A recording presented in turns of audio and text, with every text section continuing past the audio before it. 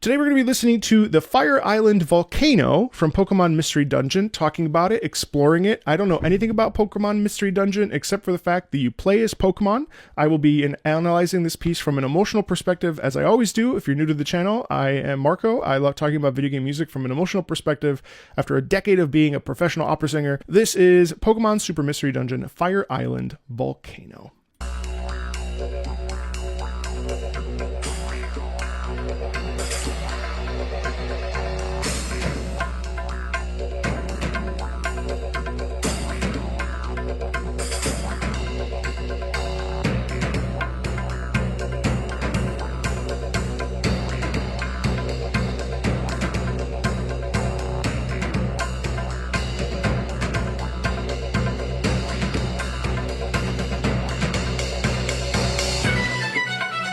Wow. Hey, that's great.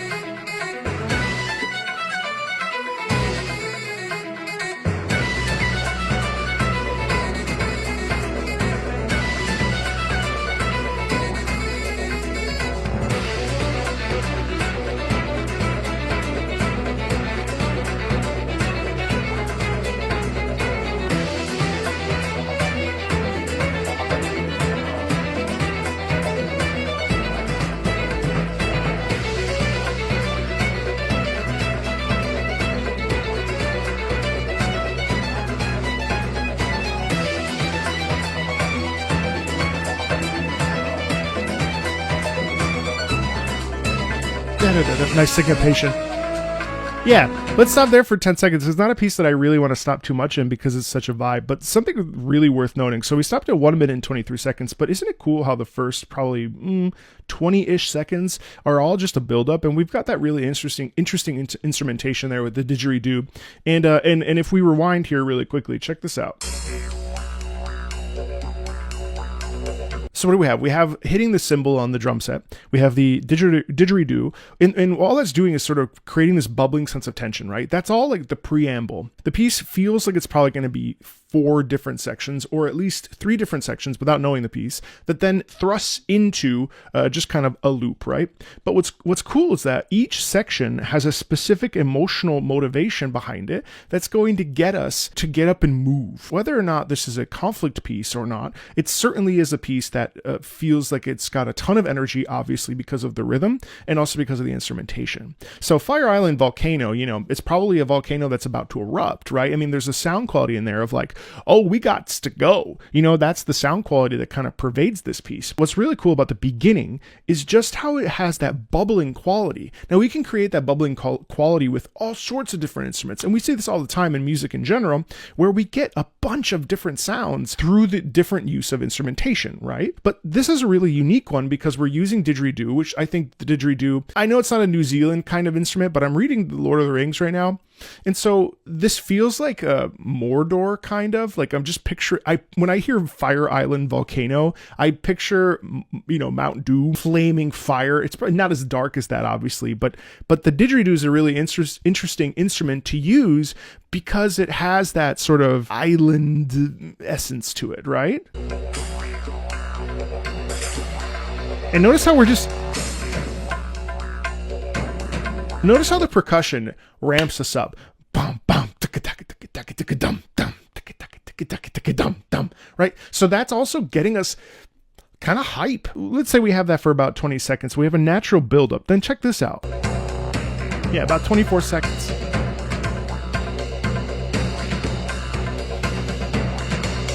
Louder, crescendo, and then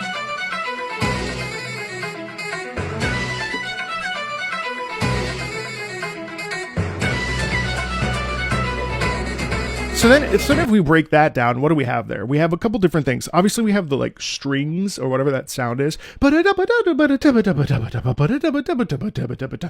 that just like really, really enthusiastic, right? But on top of that, we also have this really interesting rhythm underneath. Let's check this out.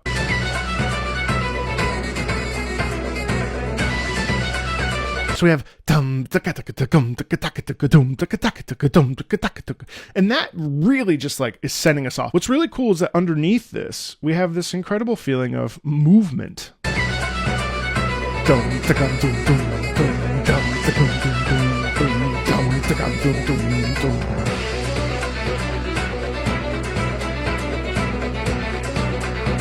And isn't it cool though? Because while we have the rhythm kind of moving us in a certain direction, it's actually the upper register that's keeping us going. It's the upper register, the violins that's getting us amped up. And this is still preamble. I just realized that while talking about it. It's a total preamble, which is really fun.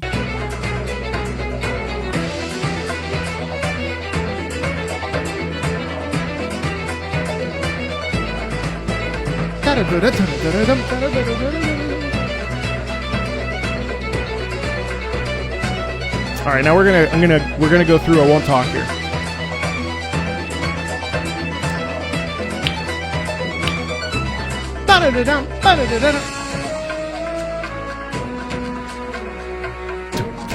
This sounds like taiko drums underneath, you know?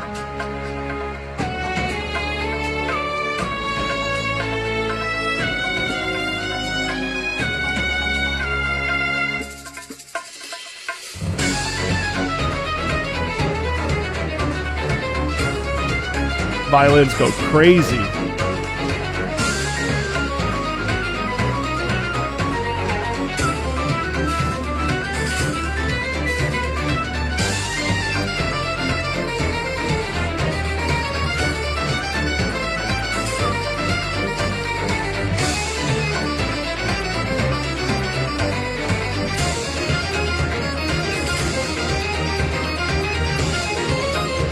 Huh. Wow, that's great.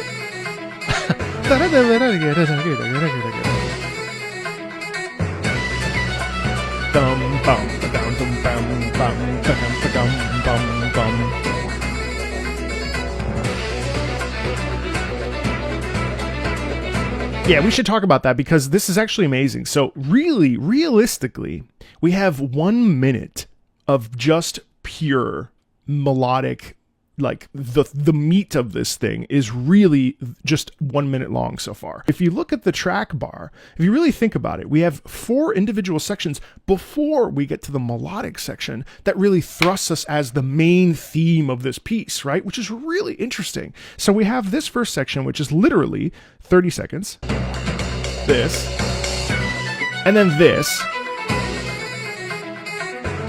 And you say to yourself like, oh, that's cool, but that's actually not the main focus of this piece. That is still preamble. That's still guiding us to the other section that occurs much later. So here, we're still doing this for a full minute, 20 seconds. So listen to this. Right there is the transition. Right at a minute 20, that's where the transition happens. And then this is actually the meat and potatoes of this piece, right? So check this out.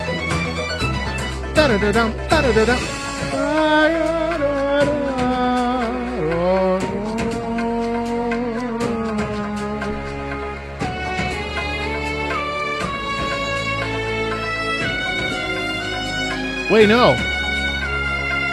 I'm wrong. That's crazy. So for 1 minute and 40 seconds, this is all different variations to get us to the meat of the piece, which happens at 1 minute and 40 seconds. Isn't that so cool? So this basically takes us on a journey of getting hyped and getting ready to then strike a chord and then dive into this chunk right down here, which is where all the excitement is happening. So check this out. That's the crux.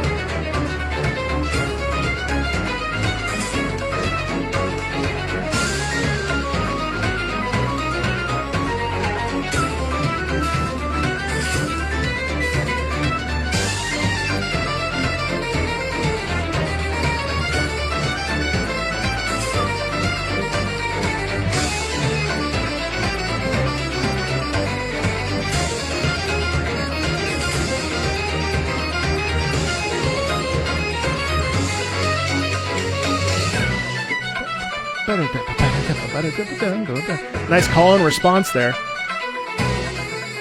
Cool. See that? Back and forth. Right?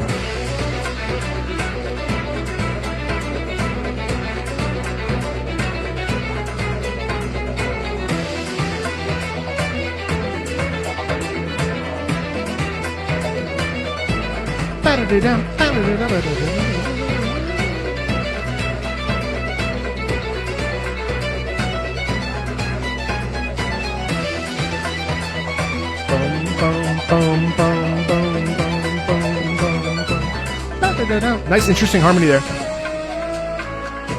And then we're kind of repeating ourselves here.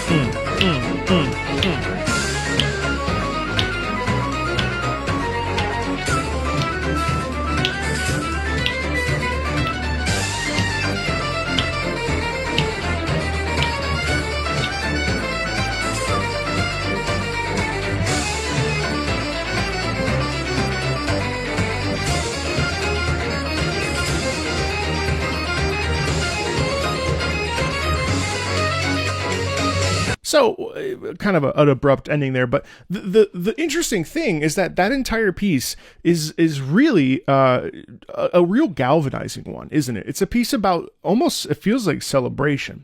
It's a piece about joyful discovery in a lot of ways. It feels like we're exploring, but we're exploring with a joyful purpose. We're driven to the pursuit of finding something new and interesting. It feels like stepping into one's life and saying, you know what? Like, this is my moment. I'm going to get up there and I'm going to go for it. And that's really the fun part about that, is that even though we have a bunch of false true starts, once we get into the meat and potatoes, it's almost like every start can be sort of perceived as like, okay, all right, no, I can get up. I can start my work week. I can get up and I can conquer this battle. You know, oh man, I'm tired though. You know what? No, let me just get like 10 more seconds. Okay, all right. And then we thrust ourselves into the action and we say, yes, all right, I can take this. I can handle this life. I'm going to conquer this day, and off I go to the races, right? And that's the sort of bright enthusiasm that really comes across in this piece. And I think like it's important to look at both how the sections are broken down, which hopefully I helped you do. And then in this particular emotional context, hopefully you can also see that might be a perspective, obviously not knowing the context in the game, but that's also part of the joy and fun with this particular sort of exploration that we do. It's fun to celebrate it and to feel an enthusiasm about what we're experiencing. So yeah, really nice piece. I really enjoyed that. Thanks a ton.